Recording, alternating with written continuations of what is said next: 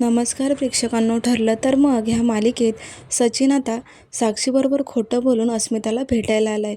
पण त्याच वेळेला अर्जुन घरात येतो आणि या सचिनला बघून त्याचं डोकं सटकतं. तो म्हणतो की झालं का तुझं काम, बाळाला बघून निघ आता. त्याच वेळेला अस्मिता म्हणते की काय गं सायली, तुझा नवरा जर चुकला असता तर तू त्याला माफ केलंच असतं ना. पण आता सायली म्हणते की नाही, माझ्या विचारांमध्ये ते बसतच नाही आणि माझा नवरा माझ्याशी कधी खोटं बोलणार सुद्धा नाही. एवढं खात्रीने सांगणारं या सायलीला आता बघतो अर्जुन आणि खूप घाबरतो. आता अर्जुनला खूप टेन्शन आलं, कारण एक चुकी किती महागात पडणार आहे हे आपण पुढे पाहणारच आहोत. तर आता हा सचिन स्वतःच्याच हाताने स्वतःचं डोकं आपटून घेतो आणि दाखवतो की त्याला गुंडांनी खूप मारलंय आणि ही सगळी दिशाभूल करण्यासाठी तो करतोय. आता फायनली अर्जुन त्याच्या तिथे त्या गोडाऊनपर्यंत पोहोचला आहे. पोलिसांची टीम त्याच्यासोबत आहे आणि ह्या सचिनला अशा अवस्थेमध्ये बघून अर्जुन खूप घाबरतो.